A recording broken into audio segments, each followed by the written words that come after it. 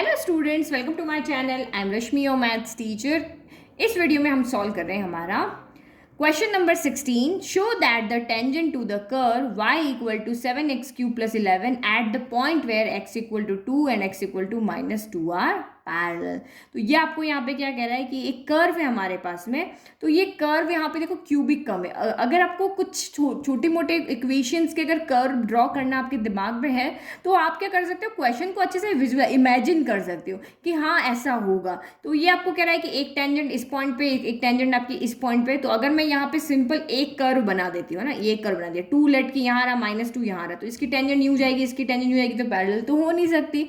तो थोड़ा सा अगर आपको यहाँ पे इनके ग्राफ थोड़े से आइडिया होंगे ना क्यूबिक इक्वेशन के, क्वाड्रेटिक इक्वेशन के, तो आप क्वेश्चन को अच्छे से इमेजिन कर पाओगे। तो देखो ये आपको यहाँ पे क्या कह रहा है, देखो क्यूबिक इक्वेशन का ग्राफ कैसे होता है, एक इमेजिन देखो, बस यहाँ पे क्यूब दिखा ना, तो क्यूब का इक्वेशन का ग्राफ इस तरह से होता है और यहाँ पे आकर के इस तरह से होता है। ये आपका क्यूबिक इक्वेशन का ग्राफ हो रहा है।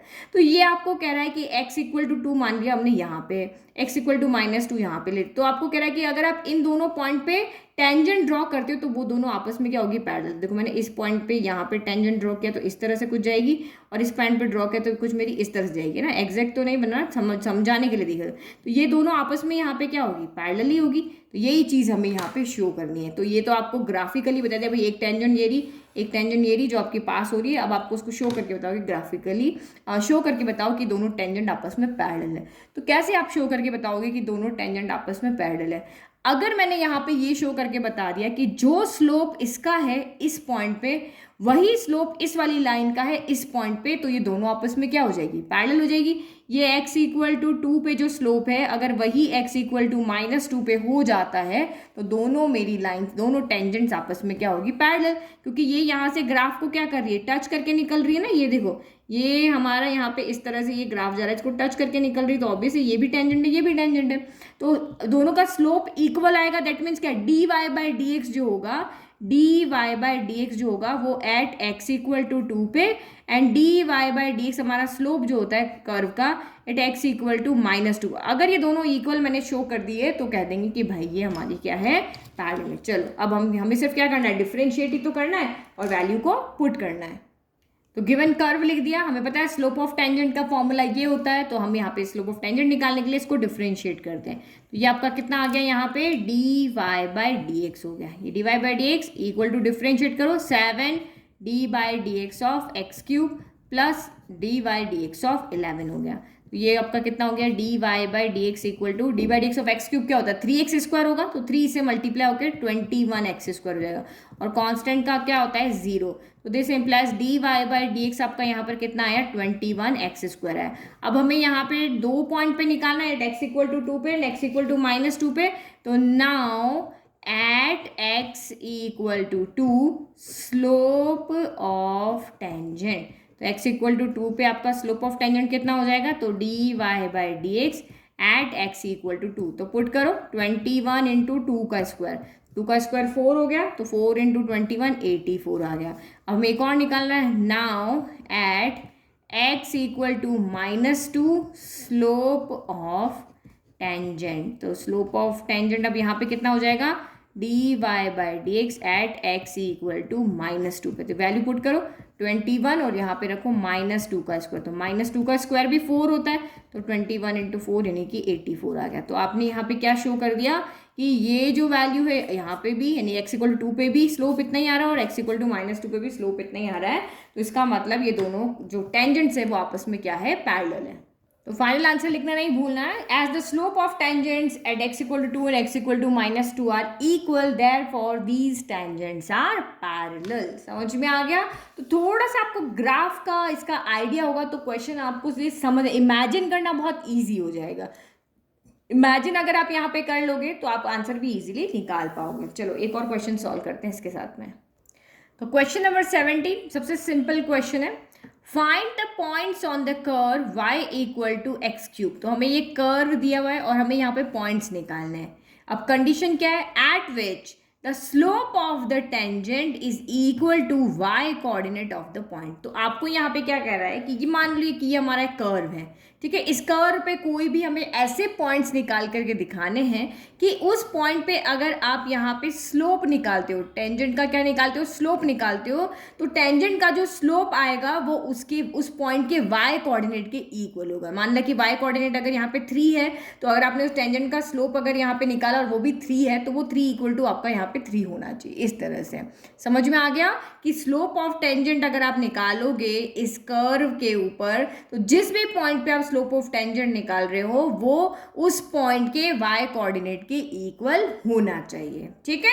चलो, तो हमने क्या लिखा कि given curve is y equal to X cube, ये हमारा गिवन कर्व है। अब पॉइंट की बात हो रही है और y कोऑर्डिनेट यहाँ पे आया था, तो मैंने मान लिया कि लेट ए बी एनी को पॉइंट है कर्व के ऊपर। अब ये एक्स क्यूब है तो ऑब्वियसली मैंने आपको पहले बताया था इसका कर्व इस तरह से बनेगा। तो मान लिया यहाँ पे कोई भी एक पॉइंट है जो कि हमारा a कॉमा बी है। तो क्वेश्चन ने क्या कहा कि स्लोप ऑफ टेंजेंट जो है वो इक्वल है y coordinate of the point के। तो y कोऑर्डिनेट इस पॉइंट का क्या है, यहाँ पर b है। तो देखो एक चीज हमें यहाँ पे इक्वेशन दी हुई है, एक हमें स्लोप ऑफ टेंजेंट यहाँ पे b दिया हुआ है। क्वेश्चन के अकॉर्डिंग हमने देखा। अब आप यहाँ पे देखो हमें पॉइंट निकालना है, तो पॉइंट निकालने के लिए आपके पास देखो एक चीज यहाँ पे दी हुई है और सेम टू सेम चीज हम यहाँ से निकाल सकते हैं। अगर मैं कर्व को डिफरेंशिएट करती हूँ तो मुझे क्या मिलता है, स्लोप ऑफ द टेंजेंट मिलता है। तो इनको इक्वेट करके हम यहाँ पे ये पॉइंट्स को निकाल सकते हैं। हमें पॉइंट्स तो निकालने हैं, तो वो हम यहाँ पे क्या कर सकते हैं, निकाल सकते हैं। तो करते हैं इसको डिफरेंशिएट। तो डिफरेंशिएटिंग इक्वेशन फर्स्ट, तो वो आपका यहाँ पे कितना हो जाएगा, d Y by D x. और ये d Y by D x यहाँ पर क्या है, slope of tangent, slope of tangent. तो d Y by D x equal to किसके आ जाएगा, 3x² के इक्वल हो जाएगा। बट देखो ये भी स्लोप ऑफ टेंजेंट है, जो इसके यहाँ से पास होगी ये भी स्लोप ऑफ टेंजेंट है, दोनों के लेफ्ट इक्वल है, तो दोनों के राइट भी यहाँ पे क्या हो जाएंगे, इक्वल। तो हियर सेकेंड इक्वल टू आपका थर्ड होगा। तो यहाँ पे क्या हो जाएगा, b इक्वल टू कितना हो गया, 3x² हो गया, ठीक है। तो ये हमारी यहाँ से एक इक्वेशन आ गई। अब एक यहाँ पे देखो, ये जो पॉइंट है ये इस कर्व के ऊपर, ये मान लो कि यहाँ से ये कोई टेंजेंट जा रही है, तो ये पॉइंट टेंजेंट पे है तो कर्व पे भी है, तो ये पॉइंट क्या होंगे, इसको भी सेटिस्फाई करेंगे। अब इसको सेटिस्फाई क्यों कराना है, क्योंकि यहाँ से हमारा कोई सोल्यूशन हमें मिल नहीं रहा है। ये b के इक्वल है और ये y के इक्वल, ये x 3 वेरिएबल यहाँ पे हो गए। तो यहाँ पे हमेशा ध्यान रखो कि ये जो टेंजेंट का पॉइंट है तो ये आपका कर्व को भी सेटिस्फाइड करेगा। तो यहाँ पे क्या लिखेंगे, here curve is also passing from a comma b, so it will satisfy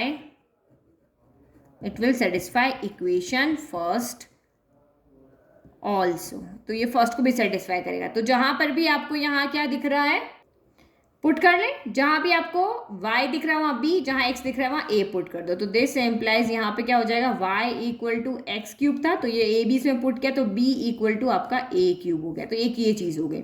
अच्छा, यहाँ पे हमें स्लोप ऑफ टेंजेंट कौन से पॉइंट पे, आपका a कॉमा b पॉइंट पे ना, तो यहाँ हम a कॉमा b पे निकालेंगे।